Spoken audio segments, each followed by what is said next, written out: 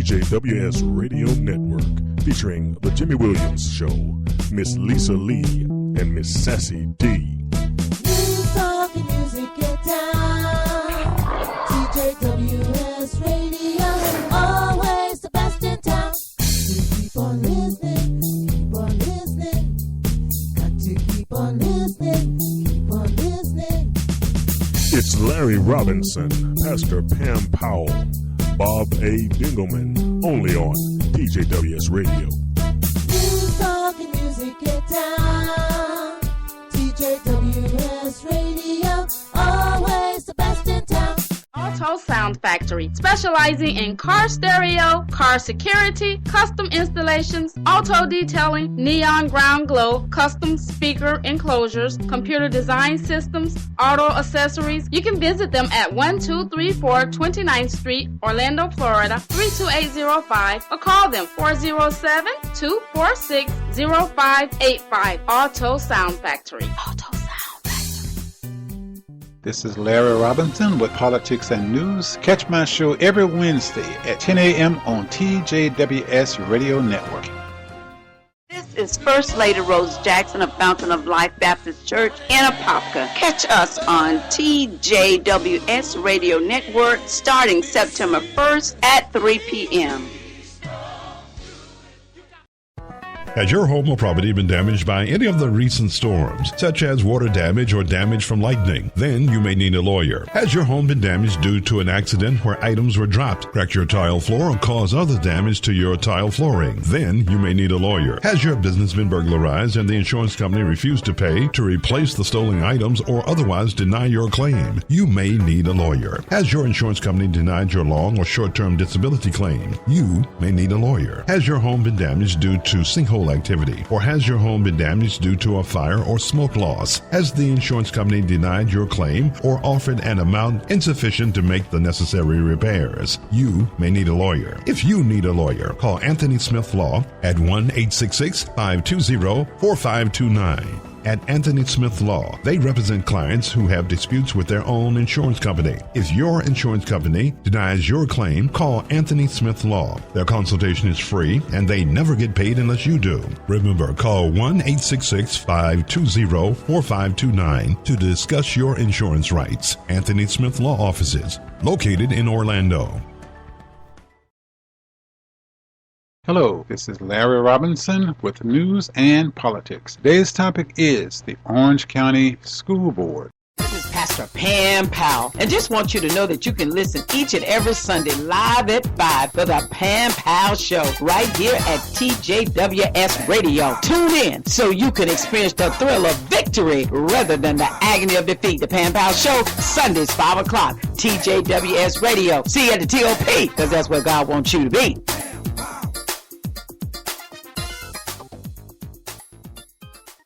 Hollywood Beauty Academy. Invest in your future. Start a profitable career in the beauty field. For a low tuition, you can become a nail tech, a skincare technician, a cosmetologist, or makeup artist, or learn eyelashing extension. Earn good money. The tuition is affordable for everyone. We can install payments to fit your budget and flexible schedules to fit your own schedule. Call us at 407-292-6727 or come in and visit us at 6112 Silver Star Road, Orlando, Florida, 32808. We are open from Monday through Friday, 9 a.m. to 5 p.m. Hollywood Beauty Academy. Invest in your future.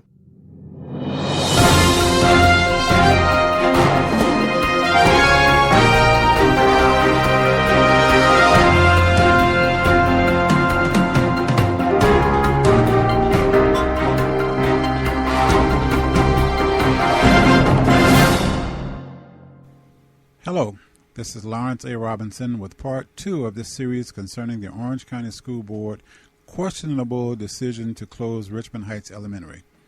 In this part, we will listen to comments made by school board members, and we will try to understand their reasoning for closing the school. There are many residents at the school board meeting on October 25, 2011. A few got up to speak. The first voice that you will hear is School Board Chairman Bill Sublette. Then the residents who came up to speak will introduce themselves. All right, board members. We've vetted this issue pretty thoroughly. We have a number of speakers. Let's go to them first. Unless you have any questions of staff, I'm going to go to the public speakers. And for those, again, sitting in our audience, I know the folks are here for this issue, but this is our second or third board meeting where we've talked about this issue, so it's been pretty well talked out. Our first speaker is Ms. Michelle Hopkins. Welcome. Ms. Hopkins, if I could, ma'am, let me ask you to state your name and address for the record, and you have 3 minutes to address the board. Okay, my name is Michelle Hopkins. I live at 6 Point, Orlando, Florida, 32818. Name is John Powell. Okay, so that give us about 500 signatures right now that they don't want to close the school. Good evening. Good evening. Our chair, board members. My name is David Rucker. I am retired from Orange County School Board of 20 years. I am also a community activist, and my kids also attended Richmond High School back in the 70s. Good evening. I am James Q. Mitchell. Okay, this is Lawrence A. Robinson again.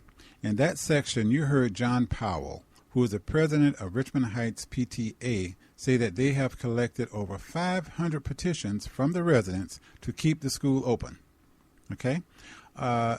Now you will hear each of the school board members give their statement for their decision to close the school or not to close the school. We're going to start with Chairman Bill Sublette. Going to punch your buttons, members. If you want to speak on this issue, I've got myself and Ms. Flynn so far as the only two, so I'll lead off. I'm going to oppose this effort to close Richmond Heights, and it's an issue I will share with you that I've really, really struggled with, because I think there are some very good arguments for doing it, and I just respect so highly the board member who has brought this issue to us. And I do want to say, in her defense, I think there has been plenty of public meetings, plenty of notice by her to reach out to that community and hear from them.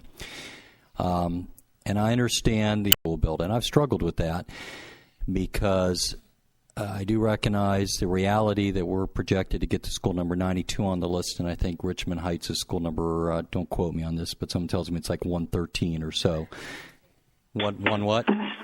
110 out of the 123 plus schools that we said we would renovate. So it is a bit of a gamble that the voters will re-up the half-cent sales tax for us to continue renovating schools. But at the end of the day, I am voting against this effort simply because I am almost a religious believer in neighborhood schools. And I also believe fervently that the higher the poverty level of the population going to a neighborhood school, the more unlikely that population will participate in a school's life that is located a mile and a half, 2 miles, 2.5 miles from their population base. I always point out to folks that when you close an upper middle class school, it's no big deal for those parents, many of whom are stay-at-home parents, to participate still in the life of a school because transportation is not an issue, access is not an issue. But when you close a high-poverty neighborhood school and you relocate that school some distance away, you might as well, in many regards, take away parental involvement from the new school, because many of those parents are single-parent households. Many of them are working 2 to 3 jobs to keep a roof over their head, food on the table. It's hard enough for them to participate in the life of a school only 5 or 6 blocks away. It's well nigh impossible when that school, especially with the transportation issues higher poverty populations have, when that school is a mile and a half, 2 miles away. It also pains me every time I drive through a high poverty neighborhood to see so many of our higher poverty children, and I know this is a vestige of discrimination in the DSEG order, but walking blocks and blocks and blocks and blocks through heavily urbanized, heavily trafficked roads to get to their schools. And, you know, the zoning argument, I think, is a very persuasive argument.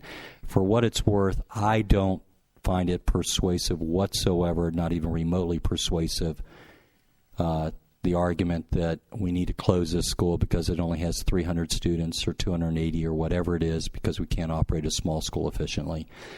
I think the answer is there to look at why the school only has 280 or 300 students and fix that issue, whether through zoning, whether through better programs, whether through looking at our attendance levels at surrounding schools. So for that reason, and it's a tough decision, I've really struggled with it, and even going into this meeting tonight, I wasn't sure exactly how I was going to vote on this issue. I frankly only made up my mind after weeks and weeks of deliberating on this issue. I only made up my mind myself on this issue literally about 5 o'clock today, right before we came into this meeting. And I just finally came to the conclusion that for me, this is just my opinion, and I respect board members who don't agree with me on this, that at the end of the day, the best thing for the education of these children, in my opinion, and for parental involvement in this school, is to keep Richmond Heights open. So for that reason, I'll oppose the effort. Please, no, I'm sorry. I should have said this at the beginning. Like zoning hearings, you can give us a thumbs up or a thumbs down if you'd like, but no clapping, even if you like what we say. But thank you. Okay, this is Lawrence A. Robinson again. Okay, you just heard Bill Sublette opposing the closing of Richmond Heights Elementary School. He said he highly respected the board member who brought the issue to the board. I'm assuming he means Ket Gordon brought the issue to the board to close Richmond Heights. Mrs. Sublette also gave a very, very moving statement in favor of keeping the school open. Most of what he said was on point. It was absolutely great. It moved me. Okay, the next board member is Ms. Flynn. Ms. Flynn. I actually want to ask you to allow Mr. Rodriguez to explain about the settlement committee, because I think would be informative for us all to know on this board, again, how they will function, how they have reviewed the information that is being presented tonight, and I think it's important for the community to know. If you'll agree to that request. I also am not going to comment yet because I want to hear from Mrs. Gordon. But I think at some point we have to look at these small schools. I think at some point it's going to catch up to us. They're not able to offer everything that another school with higher numbers because of the funding, and funding's not going to get any easier for us. So I think we have to be prepared for it at some point. But right now I'd like for Mr. Rodriguez to explain about the settlement committee, and then I wish to hear from Mrs. Gordon. Mr. Rodriguez. Okay, this is Lawrence Robinson again. Mrs. Flynn asked for an explanation about the settlement committee. She wanted the school board's attorney, Mr. Rodriguez, to explain what the settlement committee was all about. Well, there is no settlement committee. There is a settlement agreement. Clearly, the board members don't understand what they're voting on. Mrs. Flynn won't vote until she hears from Mrs. Gordon. Okay, Mr. Rodriguez talked for a few minutes but didn't answer the question. Well, he couldn't answer the question because there is no such thing as a settlement committee. But he talked for a few minutes. He made some general statements that actually meant nothing. Since Mrs. Flynn thought that there was a settlement committee, she would have accepted any answer at all, and she did. Okay, next you will hear from Ms. Bell. All right, thank you. Ms. Bell. Okay, I get Mrs. Gordon mad at me, but I'm from a small school, and I know a teacher out at Richmond Heights, and she talks glowingly about Richmond Heights and how being a small school, they have a very close relationship, and they're able to reach students that probably wouldn't otherwise be able to be reached because they have this close-knit group. The community is close-knit. And it's like I said, she talks glowingly of Richmond Heights. It's like the building doesn't matter. It's the people there. It's the students there. It's the sense of community that she feels is there. And she feels that the students that come there need that extra attention. And they need that small building, that small space.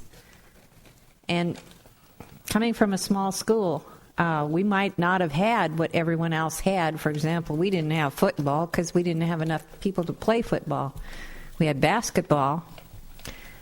But what we did have everyone got to be in. I mean, that's kind of a difference, a trade-off. A lot of times in large schools, you'll have more activities, but you also have more competition.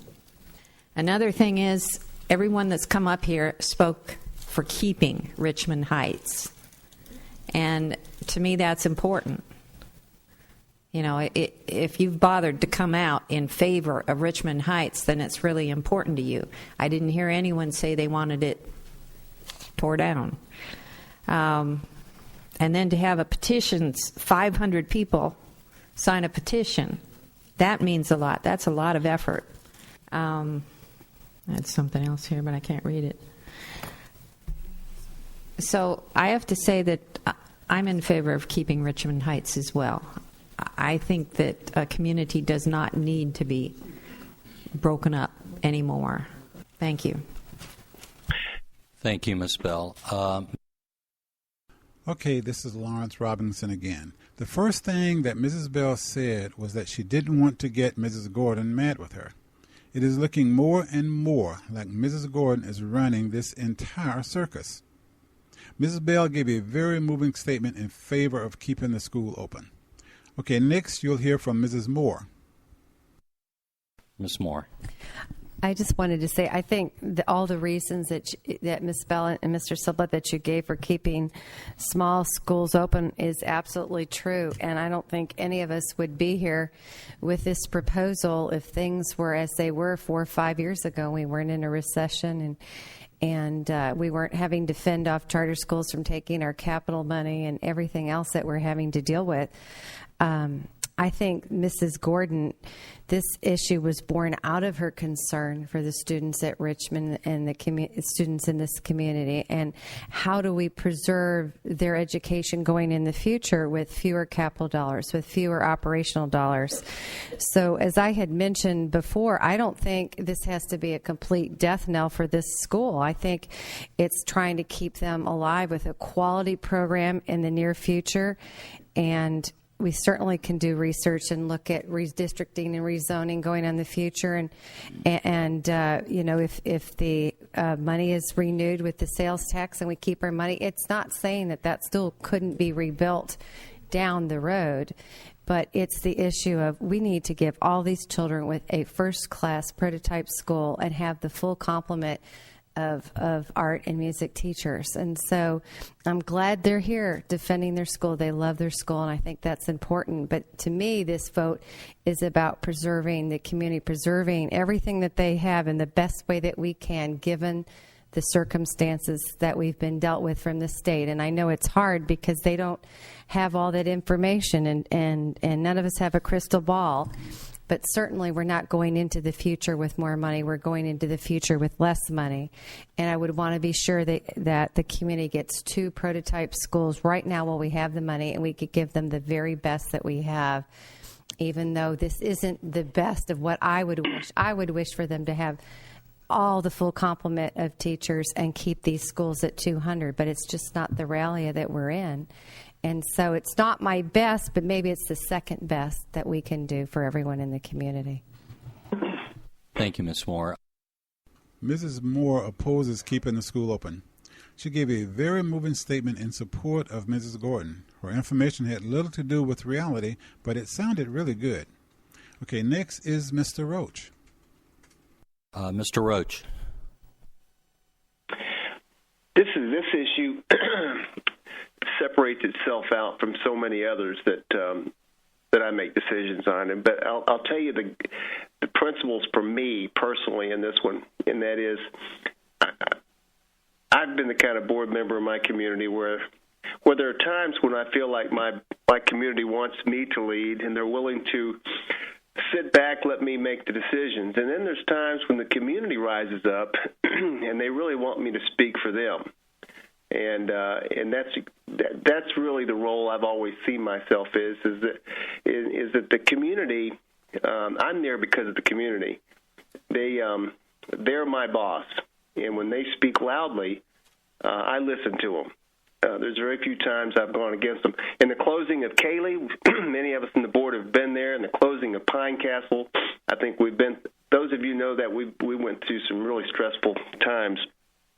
But I told everybody that it wasn't stressful for me because my community was so vocal. They wanted to keep their schools, even though we were promising them bells and whistles on brand new schools just 2 or 3 miles away to merge. They wanted no part of it. And I learned a valuable lesson there. People love their community, and they want. They're willing to have an older building to keep it there. And here's the thing: November 2002. I'll be your historian as long as I can. That was a really, really great night. First of all, to be selfish, I got reelected that night, and I was happy. But the big thing for this community that night is we passed for the first time in 9 tries a half-penny sales tax for schools. We were broke as a school board. We didn't have a pot to pee in. And we went to the community and we said, would you help us? And if you will help us, we'll post a list of the schools in the order that we will rebuild them or redesign them or tear them down and build a brand new school. We gave them a list. And theirs really is that's the stamp on the whole thing. We told Richmond Heights we'd build them a new school if they'd pass this half penny. We didn't say, and we better think about this in 2014, we didn't say if you'll pass it, we'll build you a school maybe, depending on the economic conditions at the time when your number rolls up. We didn't say that. And if we don't say that in 2014, I don't feel like we can go back and close a school if the community doesn't want it. Now, I was prepared tonight to go along with Mrs. Gordon's proposal so long as the community came forward and said we want the newer schools and we're willing to move. But it would have been an absolute no-brainer. But that community, to me, we've got to keep our promise. I don't see really that our promise is worth as much as we do. But I do understand. Many of us think we can offer the kids a better product, but these people's hearts are in that school community, and you can't trump a heart over the bells and whistles. It ain't going to work. So I'm going to stick with the community and stick with the list. You're 110 on the list, and it'll come up sooner or later. In the meantime, you got a good school over there. Thank you, Mr. Roach. Okay, this is Lawrence Robinson again. Okay, Mr. Roach gave a very, very moving, very, very powerful statement in favor of keeping the school open. He said a lot of factual things that really, really should be taken note of. Okay, next is Mrs. Gordon. Mrs. Gordon talked for about 12 minutes, which is 9 minutes longer than her given time. In those 12 minutes, she didn't say much of anything worthwhile. She just rambled on and on. She mentioned her fighting for Evans. She mentioned her fighting for Oak Ridge. She agreed that the board promised to build, but then said when it comes to District 5, it is never time to do it. She said that until she get our fair share, she will fight till the end, but yet she voted to close the school. I really couldn't follow the rest of what she said and will not try to translate. Just listen for yourself. Mrs. Gordon. Thank you, Mr. Chairman. I beg to differ with Mr. Roach. If you go to the schools in Mr. Roach's district, I had Pine Castle for years and years and years, and I think I've become very, very close to the Pine Castle family, and they know that they would fight. I would fight extremely hard for them as any school on this board. And I think everybody on this board knows that I have been the advocate for the Evans High, and that is why we have a new facility. And the board agreed that they see what I saw, and we did what we had to do to get Evans to where it is today. I think this board also saw my effort in my fight for Oak Ridge High, that we also attained the same type of facility that you have. Yes, Mr. Roach, we promised them that we would build, but it always appears that every time it comes to the schools in District 5, we never appears to get everything that we want. Now we finally have a board that step forward and say, hey, it's time for us to do it. I doubt again. I don't know if they may ever pass a sale tax when we put $500,000 in artificial turf and other things and provide transportation for the rich and the famous and not provide it for Ivy Lane and Fern Creek and Union Park and those schools. Until we get our fair share, I will fight till the end our fair share. This board knows that it is a fair share. I appreciate my colleagues in stating what they are saying. We promise, Mr. Roach, we just did not promise that we would build. We promised we would build facilities that would be a facility that we could be proud of. We have moved many schools in this district. We moved Jones many times before we were able to get what we have now, and that was still not my heart desire.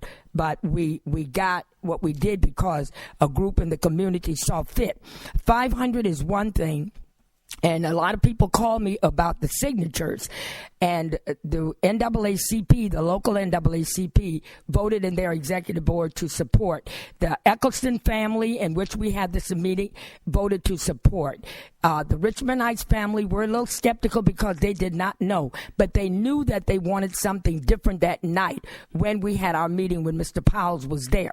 I do not know what it is that they did not understand.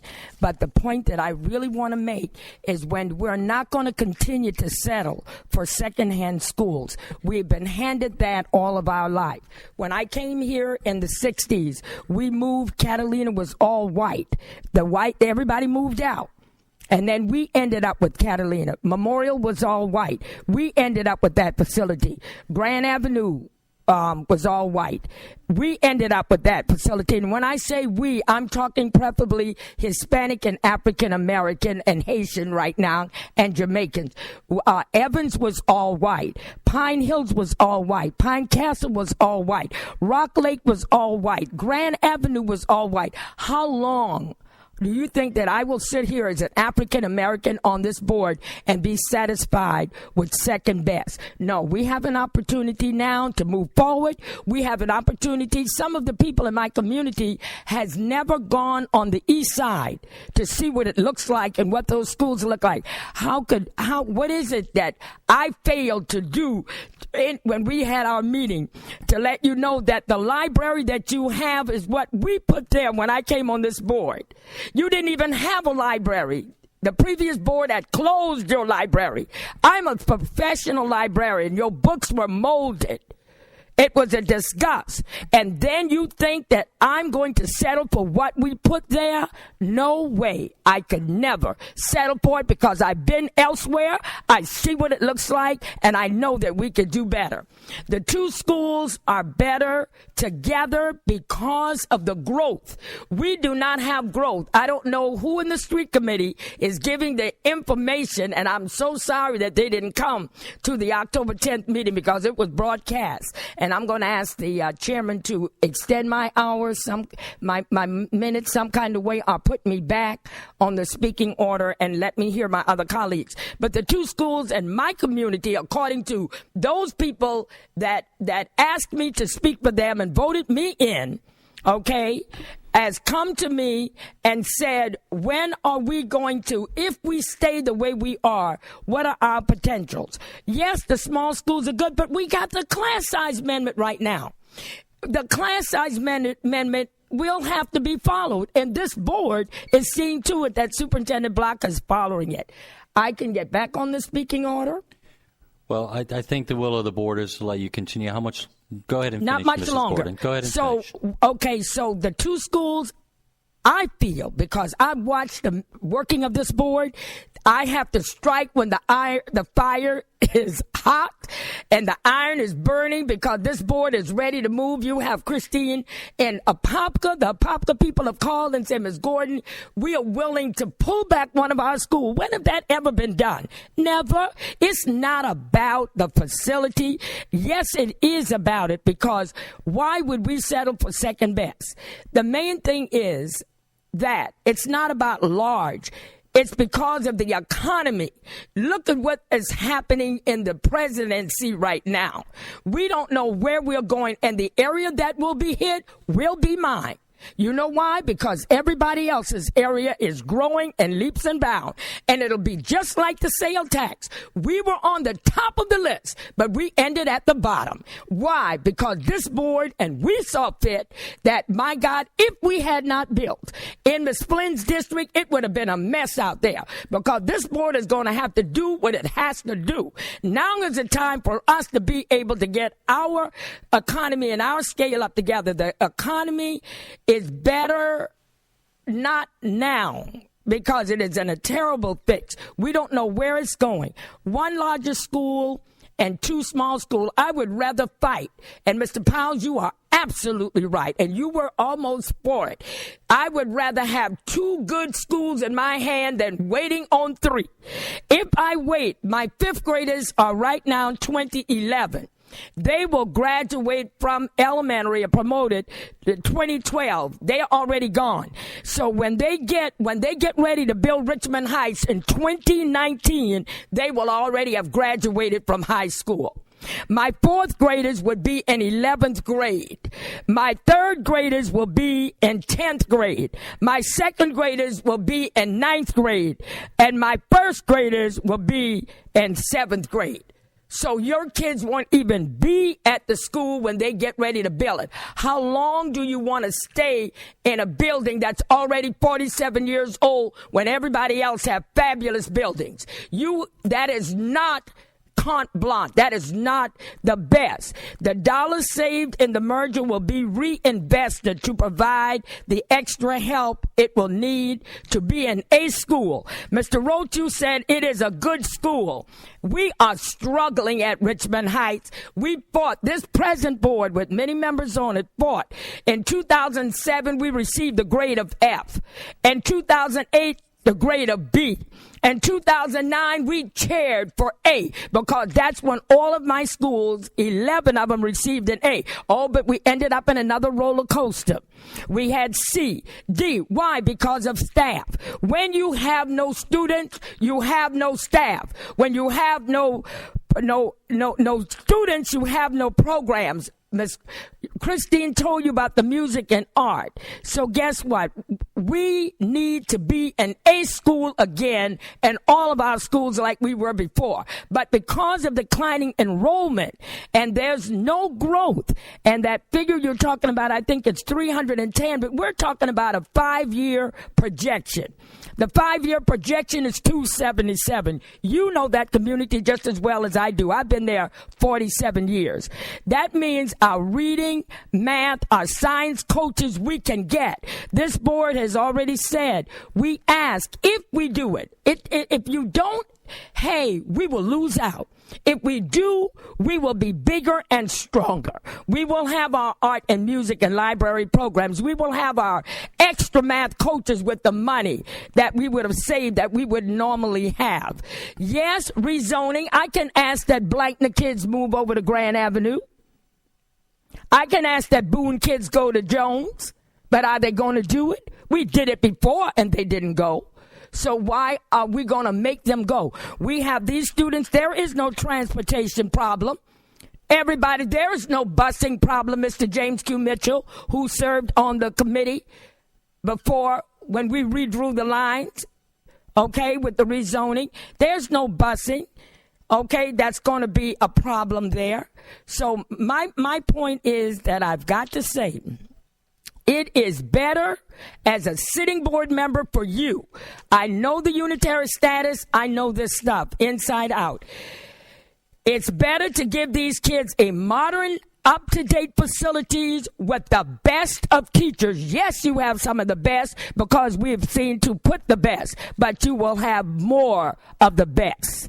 And we're doing good to probably just hold on to that. So I am recommending the board is not, we're not going to sell anything to First Baptist. First Baptists don't even know what we're doing, just like you didn't know. Michelle Hopkins, you didn't know.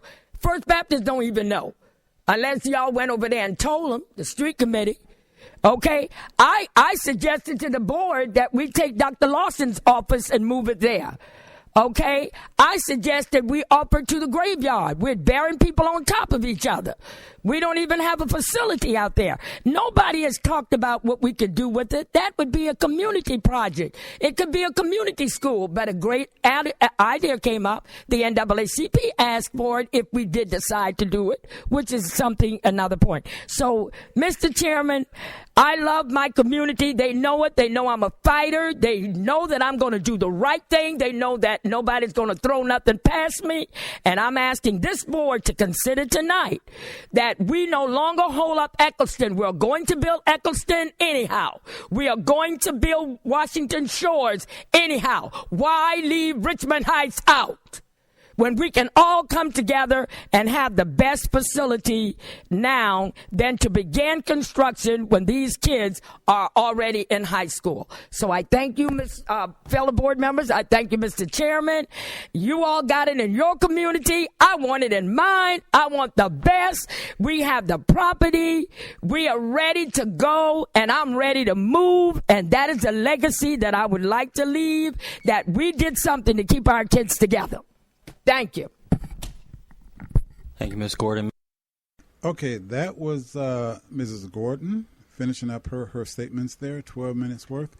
Okay, we're going to take a little break right here. This is Larry Robinson with news and politics on the TJWS Radio Network.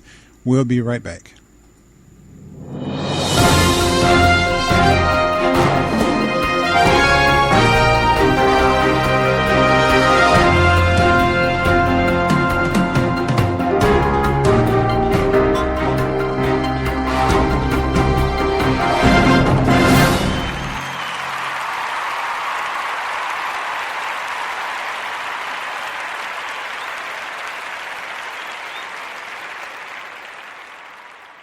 Empire Graphics and Printing, the #1 graphics and printing company in Florida. Club flyers, mixtape covers, posters, they do it all. Reach them at 407-404-0509.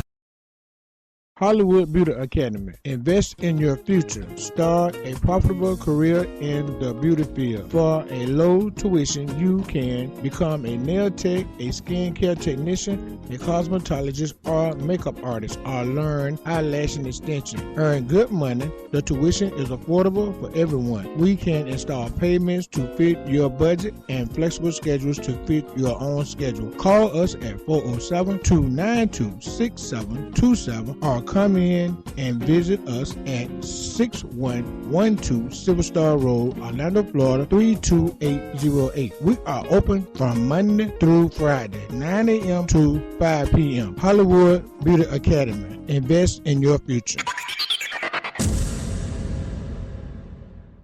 Pastor Pam Powell, and just want you to know that you can listen each and every Sunday live at 5 for the Pam Powell Show right here at TJWS Radio. Tune in so you can experience the thrill of victory rather than the agony of defeat. The Pam Powell Show, Sundays 5 o'clock, TJWS Radio. See you at the TOP, because that's where God wants you to be.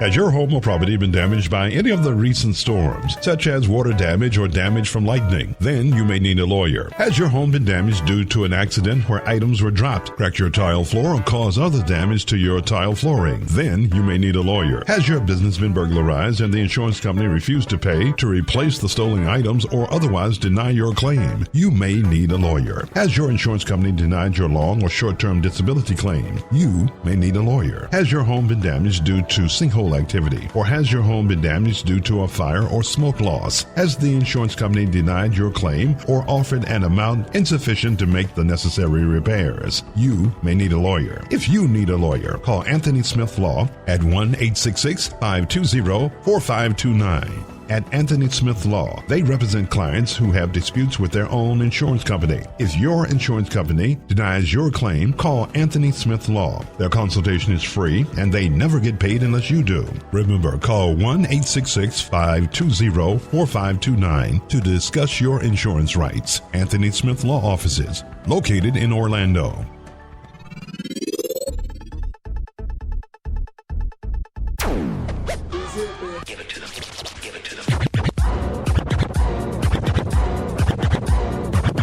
If you be about your car getting tricked out, visit Auto Sound Factory, where they provide car stereos, car security, custom installation, auto detailing, neon ground glow, custom speaker enclosure, computer design system, and auto accessories. You can visit them at 1234 29th Street, Orlando, Florida 32805, and the phone number is 407-246-0585. Auto Sound Factory. If you be about your car getting tricked out, visit Auto Sound Factory.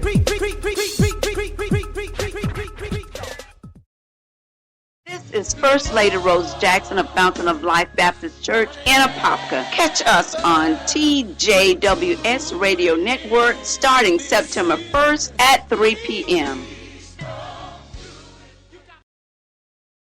This is Larry Robinson with Politics and News. Catch my show every Wednesday at 10 a.m. on TJWS Radio Network.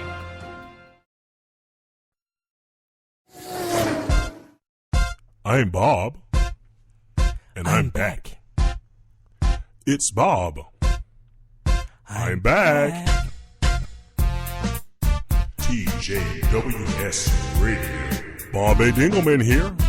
I'm back from summer vacation, and you can catch all the new episodes of That Is What I Am Talking About on TJWS Radio. TJWS Radio. Find out what's happening with Grandma, with Gus, and with Atlanta Joe.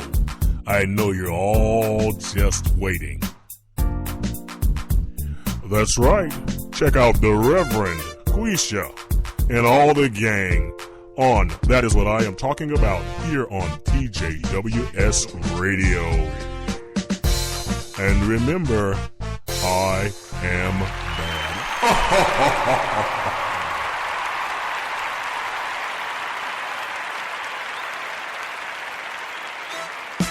TJWS Radio Network, featuring The Jimmy Williams Show, Miss Lisa Lee, and Miss Sassy D. News, talk, and music get down.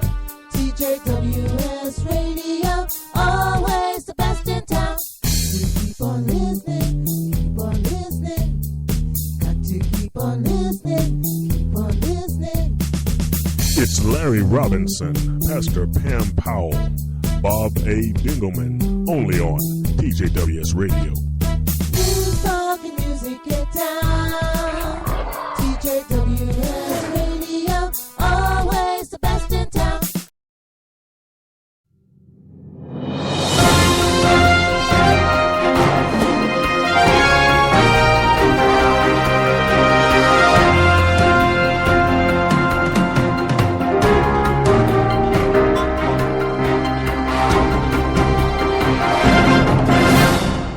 Next is Mrs. Robinson. Now, Mrs. Robinson asked about island zones. Chairman Sublette asked Ms. Simpson, who's a staff member, to come up and explain island zones. Mrs. Simpson said that there are island zones that are close to Eckerson and Richmond Heights Elementary, and they call it the Palm Lake and Pershing Island zones. And those are students that go predominantly to white schools. Now, this island zone is close to Richmond Heights and Eckerson, but there are 100 students in that island zone that are bused away from Richmond Heights and Eckerson, out of the area to probably 10 miles away to Pershing. Mrs. Robinson said she struggled with the issue, but because Richmond Heights is a small school, she voted along with Kat Gordon. The problem here is Richmond Heights is about 30% short of capacity. Those 100 students will build it up too close to capacity. It will not be a small school anymore, just by putting those island zone students into Richmond Heights. Okay? Let's listen. Mrs. Robinson. I have a question, and I'm hoping, Ms. Simpson, can I address a question to Ms. Simpson? I've asked you about island zones before. Is there any way you could pull up some island zone? How many are being pulled from Richmond Heights right now and sent to, do you know an answer to that? Superintendent Jenkins, can we have Ms. Simpson come up and take a stab at that? Thank Ms. Simpson? you. Just making sure you're sorry awake. to catch you off guard with that. Yeah, I was just making sure you're awake out there. Yes. The island zones that are close to Eccleston and Richmond Heights, I believe, are the Palm Lake and the Pershing. And right now, none of those kids go to Richmond Heights. If we were to review looking at the elimination of island zones, we would look at the surrounding schools. I have looked at those numbers. I don't have that with me, but in most cases, there are under 100 students in each of the islands. So you're saying no students, there are no island zones pulling from Richmond Heights at this present moment? Is that what I just... No, Richmond Heights, no. The Ivy, there's a Windy Ridge. All the island zones are basically going to predominantly white schools. Right. I understand the concept of island zones. I'm asking, if we did away with island zones, how many of those island zones are in the Richmond Heights? Well, there's one that's contiguous to it. It's not. There's one. It's not actually in. I get what you're saying. So when they were established, but they're close to. There's one close to Eccleston or Richmond Heights. Yes. But that's the only one. Right. And then. And how many students did you guesstimate that is? When we look, there's not many more than around 100, but I could certainly pull that information, walk over to the office and get it. I just didn't bring that with me. Okay. I wish I'd thought of asking you that sooner. Thank you. I struggle with this issue. I am a big fan of giving every student what they deserve, and I struggle with the smaller schools. I have smaller schools in my area. I tried very hard when we looked at the small schools several years ago at closing. I had two that were under 500, Princeton and Lake Silver. I worked with staff to see if there was any way we could merge the two of those because they were both coming up for construction. Unfortunately, their numbers went over. We only billed for 830 elementary students. That's our prototype size. And those numbers, when you put them together, were more than that. So it was not something that worked in my community. I do still have Hungerford, which is a tiny little school and has less than 300 students.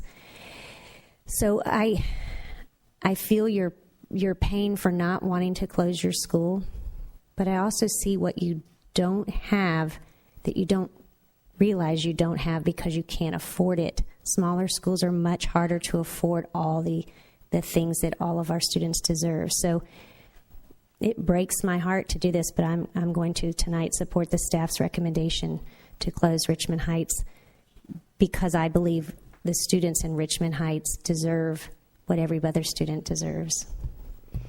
All right. Thank you, Mrs. Robinson. Okay, this is Lawrence Robinson again. Mrs. Cadle is next. Mrs. Cadle signed the settlement agreement as an Orange County School Board member. She read the agreement and she understood it. She knew that on page 6 of that document, it said that the school board could not close Richmond Heights Elementary unless the school board believed that there was a dramatic revenue shortfall. She knew that on page 7 of that document that the school board could not close Richmond Heights Elementary just because of a desire to save capital. She knew this. She voted to close the school. But listen to her reasons for closing the school. Ms. Cadle. I've listened to all of the conversation, and it's hard when you know somebody is going to be so far out and the children are not going to have the technology that the new schools are going to have. They're not going to have access to a lot of the things that a new school building brings. It wasn't too long ago that we asked the superintendent's staff to go to some of the new schools and ask what has happened when the new school has been built. Anecdotally, I believed that behavior was better, student achievement was better, faculty was excited because they had a new facility they were proud of. Parents were excited. And it turned out in the testimonials that we got, everything anecdotally that I thought was going on is actually what was shared. And they weren't people from my school board district who were doing the talking. They were from different areas of the county. If we knew that we could guarantee that we were going to have the money, then maybe it would be different. But we know we can get 2 schools.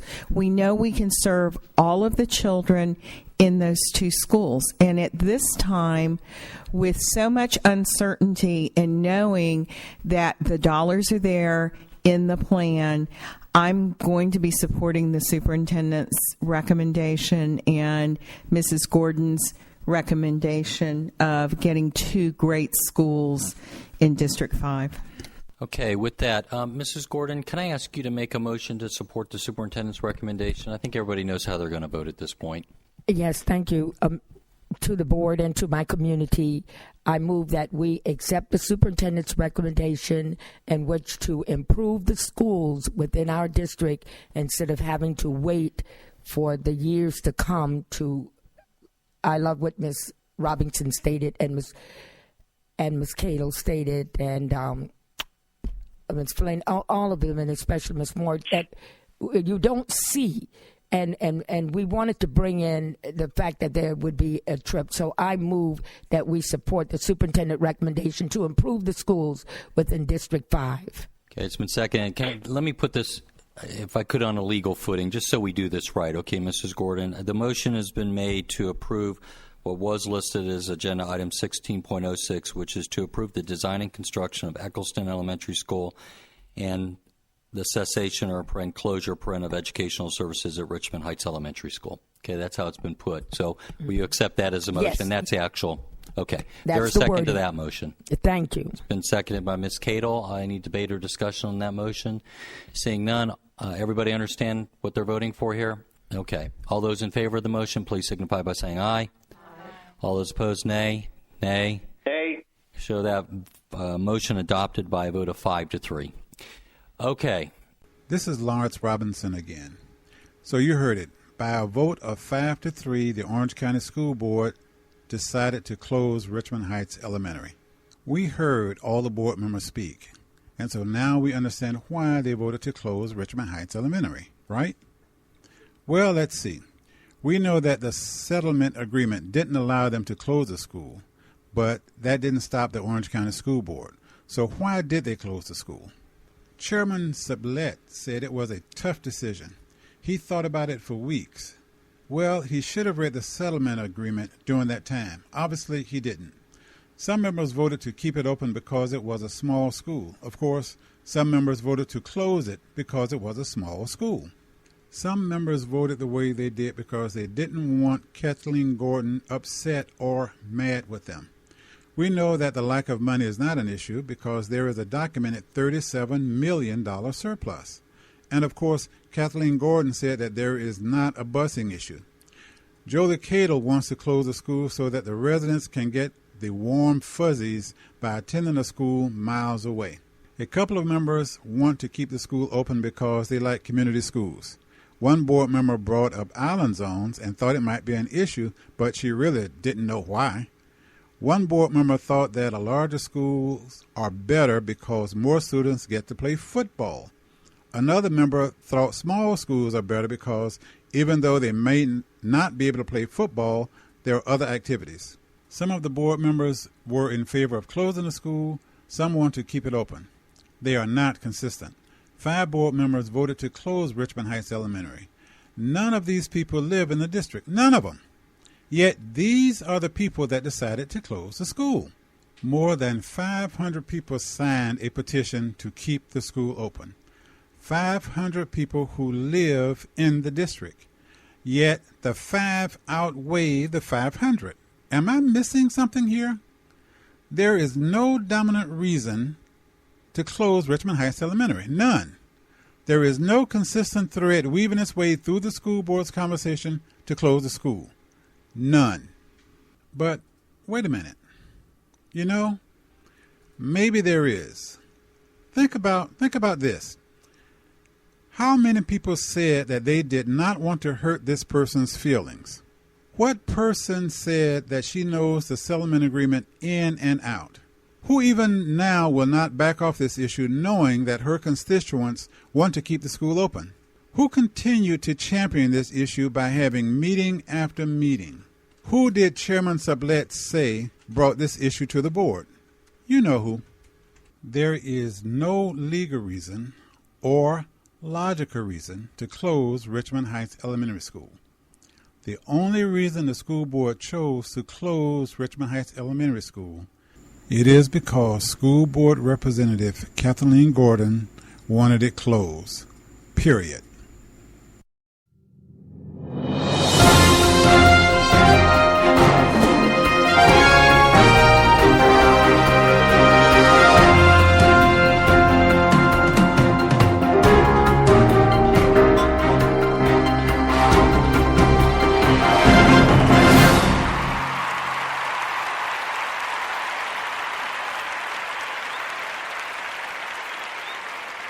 This is Larry Robinson with Politics and News. Catch my show every Wednesday at 10 a.m. on TJWS Radio Network.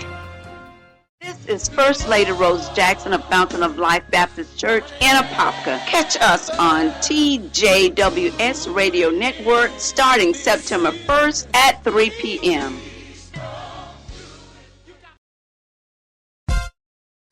I'm Bob, and I'm back. It's Bob. I'm back. TJWS Radio. Bob A. Dingleman here. I'm back from summer vacation, and you can catch all the new episodes of That Is What I Am Talking About on TJWS Radio. TJWS Radio. Find out what's happening with Grandma, with Gus, and with Atlanta Joe. I know you're all just waiting. That's right. Check out the Reverend, Quisha, and all the gang on That Is What I Am Talking About here on TJWS Radio. And remember, I am bad. Give it to them. Give it to them. If you beep out, your car getting tricked out, visit Auto Sound Factory, where they provide car stereos, car security, custom installation, auto detailing, neon ground glow, custom speaker enclosure, computer design system, and auto accessories. You can visit them at 1234 29th Street, Orlando, Florida, 32805, and the phone number is 407-246-0585. Auto Sound Factory. If you beep out your car getting tricked out, visit Auto Sound Factory. TJWS Radio Network, featuring The Jimmy Williams Show, Miss Lisa Lee, and Miss Sassy D. News, talk, and music get down. TJWS Radio, always the best in town. We keep on listening, keep on listening. Got to keep on listening, keep on listening. It's Larry Robinson, Pastor Pam Powell, Bob A. Dingleman, only on TJWS Radio. News, talk, and music get down. TJWS Radio, always the best in town.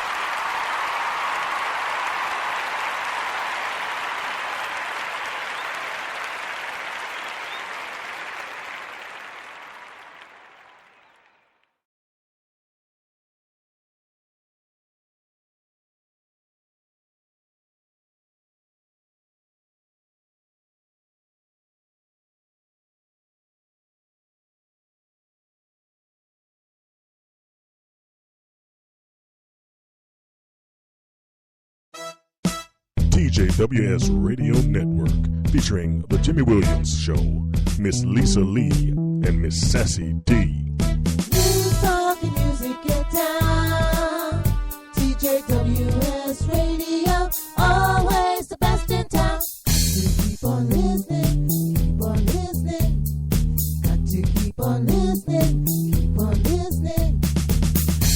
Mary Robinson, Pastor Pam Powell, Bob A. Dingelman, only on TJWS Radio. Talking music, get down.